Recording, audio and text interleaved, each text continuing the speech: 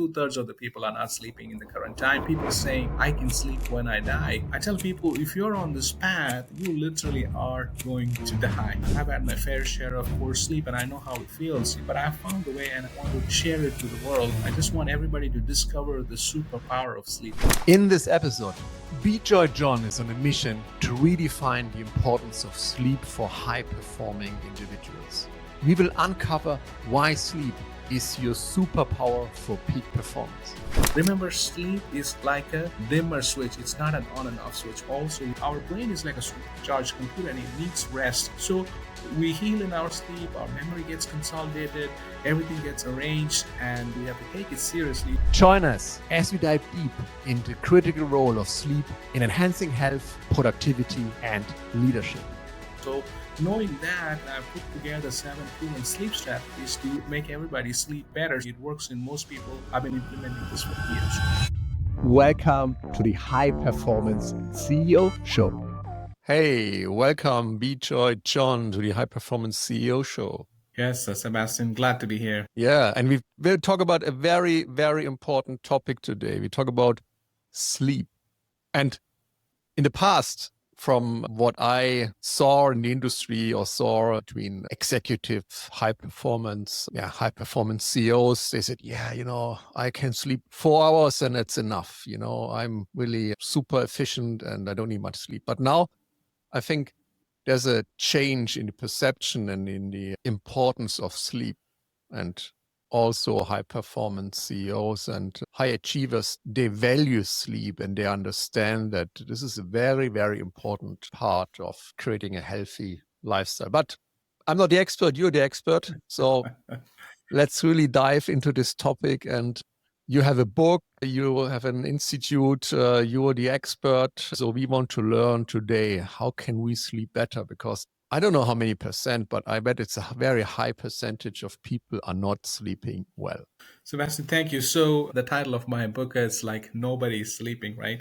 So I heard this all the time. People saying, I can sleep when I die. I tell people, if you're on this path, you literally are going to die, right? Sleep affects if it's your cardiovascular, it controls blood pressure, diabetes. So all those have significance. So somewhere along the line, there is this confusion. There are few people in this world, for example, Elon Musk and previous President Trump and President Obama, they are all called short sleepers. They can function with very little sleep. Even Elon Musk came and said, hey, I am a little different.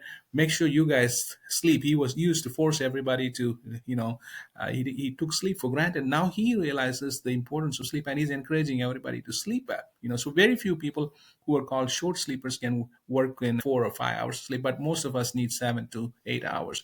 So we heal in our sleep, our memory gets consolidated, everything gets arranged. So sleep, if you sleep 7 hours, you can perform better by sleeping an extra. So our brain is like a supercharged computer and it needs rest to organize things, form new memories, consolidate things, what you learn.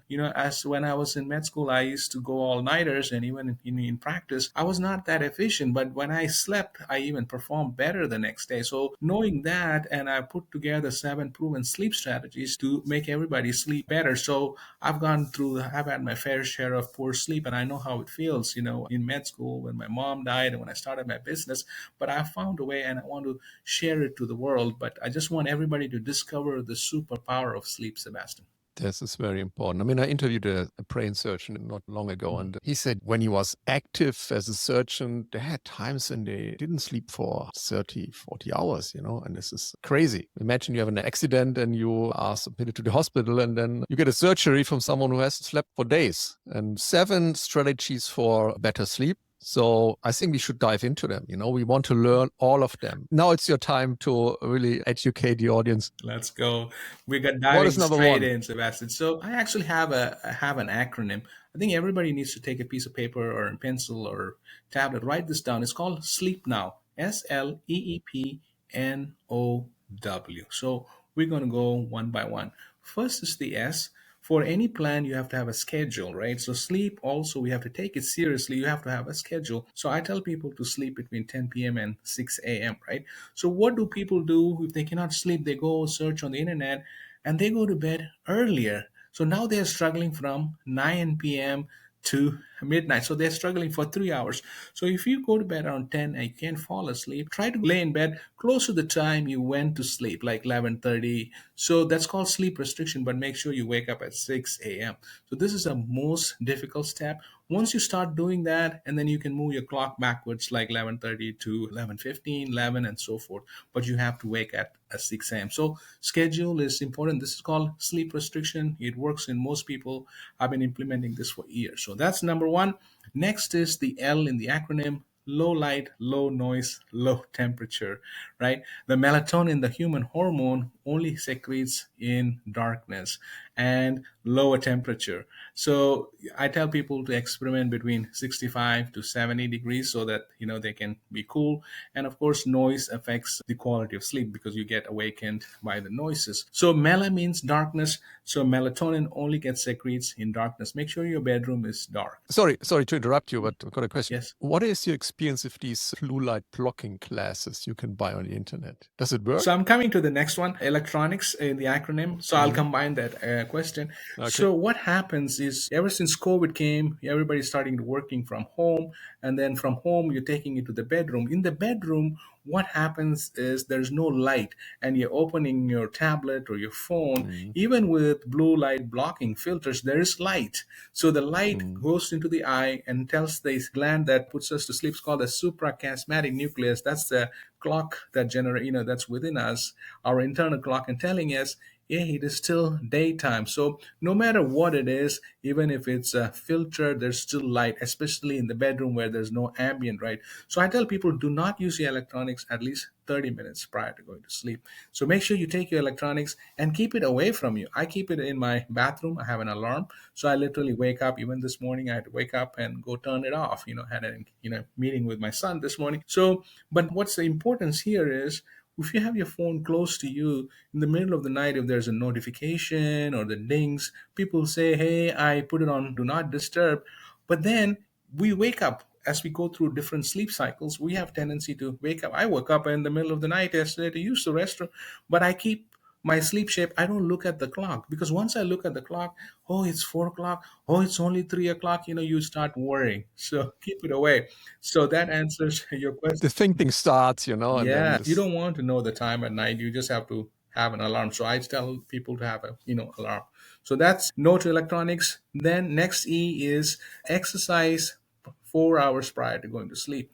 What happens when you exercise closer to bedtime? It generates heat, and also creates endorphins and cortisol, which are all stimulants.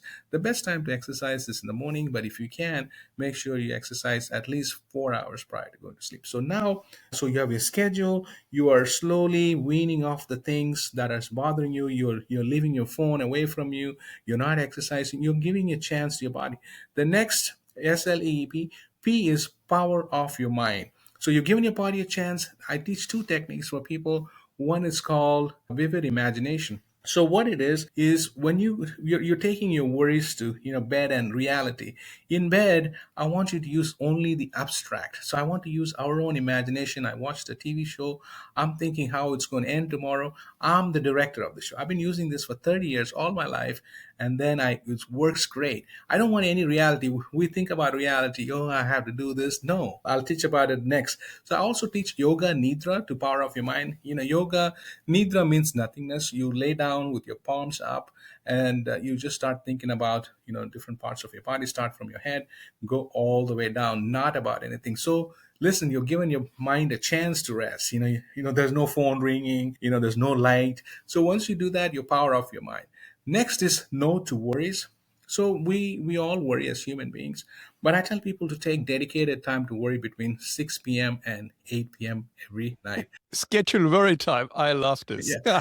So from 8 p.m. you are getting ready to bed. So we worry, but not on bed. Worry in between. I was getting ready for your show. I want to look where your link is. I got all ready by 7:30. I was done, and this morning I'm ready. So if I'm not able to solve something, I write it down. Right. So that's no to worries. Remember, sleep is a process. It's contrary to our hustle culture. Everything we can hustle, but sleep, you have to, I think we are meta imagine sleep. You can't data mine your way to sleep. You can't hustle your way. So the last is W. It's called win by losing yourself or keeping everything simple, right? Only way to win this is to let it go. We win, win, win, win, and everything else. But this one, sleep is an ancient art. It's natural. It's within you. But the culture and the hustle has made us. It's very hard to get it.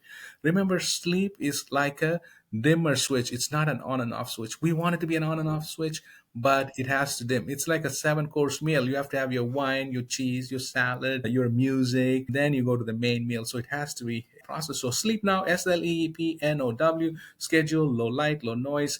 E is no to electronics. Next E is no to exercise 4 hours prior. Power of your mind, the two techniques I talked. No to worries. And W is win by losing. So I've been using this for 25, 30 years, and it worked great for everyone. But the 7 course meal, you also need time before you go to bed. Yeah. Yes. What is the biggest challenge of people who are not sleeping well? People are in a mental fog. In the United States, in 2021, the cost of being sleepy and taking time off was $411 billion with a B. People calling sick, they don't want to come to work. And even if they come to work, they're angry and you make wrong decisions. It's not good for mental health, it's not physical health. You're not altogether well. But then once you're sleeping 7 8 hours, you are like energized and ready to go, so you're not performing at all. There are many studies that done, even kids who don't sleep well, executives, adults, anybody who doesn't sleep well, they're not performing well.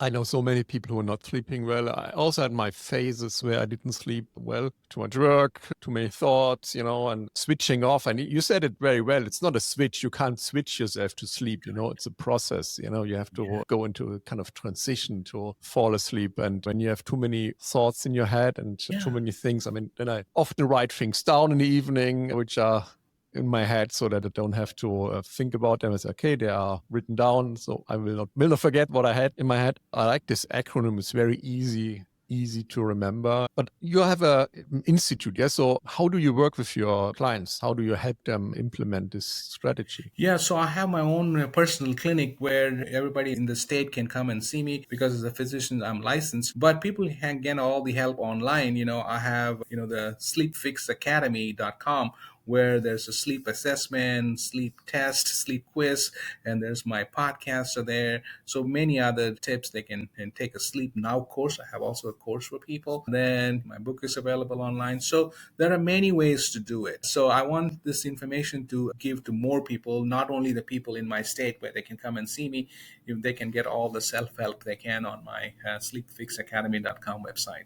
Very, very interesting. Do you have numbers how many people suffer from sleep problems? And there's a difference between falling asleep and continue to sleep. No, some people wake up in the middle of the night. Correct. Some people are not falling to sleep. So do you know the difference in percentage? What is the biggest challenge? Correct. So the difficulty falling asleep is called sleep onset insomnia. And then when you wake up in the middle of the night and cannot go to sleep, it's called sleep maintenance insomnia.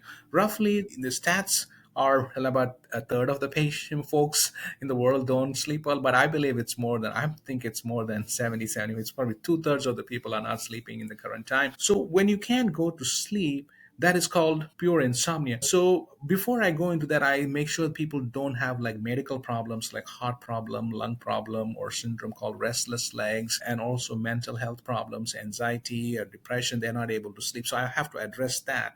So once I do that, then I put people in my program. And then the key importance here is if you're waking in the middle of the night, you might have a sleep disorder like a sleep apnea or limb movement disorder or REM behavior disorder. So those are the things that wake people up in the middle of the night. So our sleep goes through different cycles, non-REM, REM. So you come into different. We are at risk for waking up. It could be as a simple thing like if you drink too much water or alcohol close to bedtime, you're going to wake up to use the restroom because your bladder is full. Or sometimes people have urinary tract infection or prostate problems. So those are the things that I want to make sure they don't have the reason why people are waking in the middle of the night. So between those two problems, these problems are 50-50, either difficulty going to sleep or maintaining their sleep. So that's 50-50. How many people do you think really understand the importance of sleep? I mentioned in the beginning that more and more people realize that they should sleep more and they focus on that. But on the other hand, as you said, this is quite a big problem that we have so many people suffering and people are really taking action and focus on implementing strategies to sleep better. And so I see this balance between the rising awareness that sleep is important to the still high level of sleep issues we have in our society. And I think it's even an increasing number of people who are not sleeping well. And so, how do you see this moving? Are we really educated enough and are we really aware enough that sleep is important? Or is it still something which needs more education in society?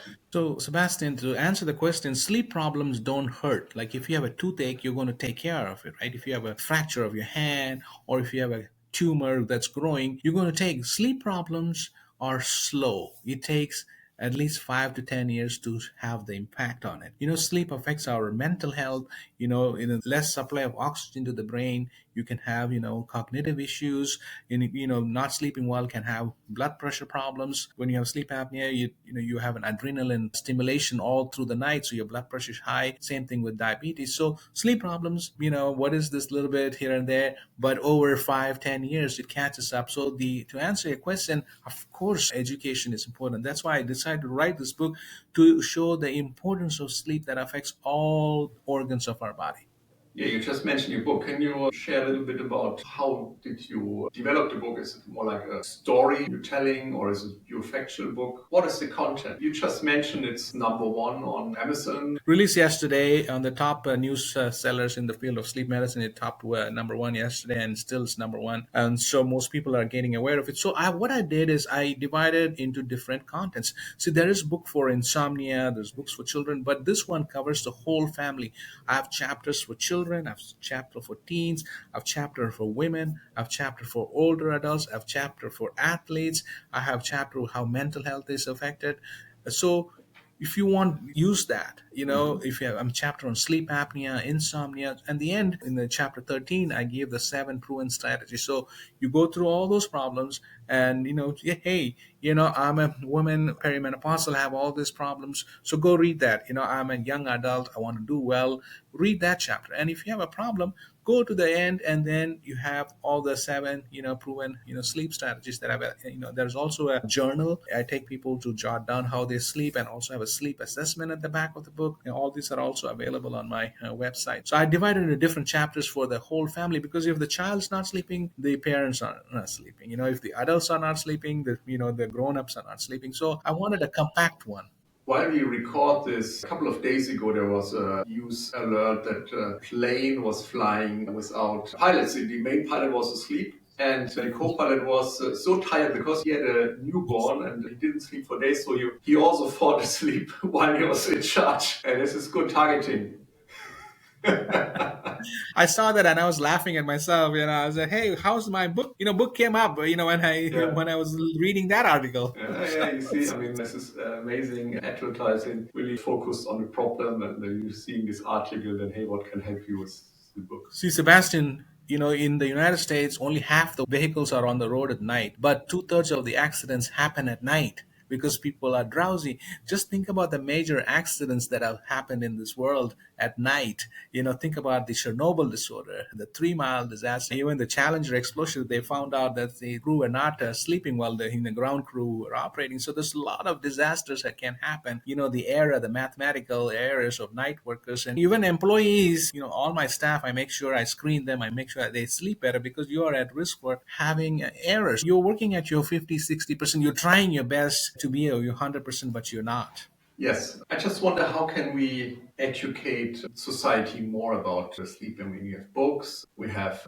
podcasts, a very good medium. See, sleep is the foundation on which fitness and diet is built. Every new year we talk about diet, we talk about exercise, but with good sleep comes all that, right? You're mentally more focused, and then it also affects weight gain. Poor sleep alters the leptin and ghrelin ratio. So people should understand, hey, this is a foundation. We need to talk more. But the academic, everybody's talking a little bit more about the impact of sleep. And I think like where you mentioned, Sebastian, we need to teach children. I'm passionate about teaching children. My mom taught me how to sleep. So when children learn the importance of sleep, like taking a nap and doing better in the exams by sleeping better, they will become better as they grow. Because as life happens, our sleep quality gets bad every decade. It gets worse, Sebastian. And you are on a mission to help society sleep better. And what's next in your journey? Now you created this book. Will be there a TV show soon, or what do you plan to spread the word more? So I'm on many podcasts. People are calling me right and left. I do, like, this is my third podcast of the day. And then I was on TV yesterday. I'm local. Then maybe one day I'll get a chance to be on the big TV show to get this message. But the good news is people are paying attention. Hey, there's something about sleep. Let's do this. And I've given it all in my book. I put 3 years into it, to writing it, of my 25 years experience. So it's my mission to heal the world. That's my passion. And I'm on this journey to empower. There's a lot of fitness, there's a lot of diet gurus, but I want to be known as the sleep expert of this world. And it's taking off really, really well. I mean, I'm not a pseudoscientist. I've been in practice. I practice the real. I've helped so many hundreds and thousands of people over these years with this strategy. So this is not something that I'm reading in a book and saying it. You know what I'm saying? So this is the real thing. But I tell people it's like taking these stairs. It's not going to be easy. People have to follow it. Hustle, hustle, hustle during the day, but relax at nights. Sometimes it's like going through a metal detector. So if when you're entering your bedroom door, if you have your phone, beep, you have to take your phone out. Yeah. Worries, beep, you That's have to take it. it all out. I Leave like it the out. worrying time, schedule worrying time, from 6 to 8. Yes. Yes, that's it. And so, I mean, that's my passion. And, thank you for having me on my show, and let all the people in Germany and all over the world sleep better. And we will put the link to your book in the show notes. And I wish you all the best in your mission, and we'll ban all the negative thoughts. And I don't have any technical stuff in my bedroom, but not working. I mean, my thing is working late at night. Don't do that. But sleep between 10 and 6, prioritize. You'll be really energetic in the morning and ready to go. Thank you very much. Thanks, Sebastian. Enjoyed being on your show. Hey, I'd like to make a quick announcement. I've got something exciting to share. As a listener of the High Performance CEO Show, you are already part of a community that values growth, excellence, and pushing boundaries. I created the High Performance CEO Hub, which is a free community where you can connect with me and other listeners, get behind the scenes insights, learn how to improve performance and efficiency, and find accountability partners to grow together. Go to www.thehighperformanceCEOHub.com and join us today. It's free, it's valuable, and it's waiting for you.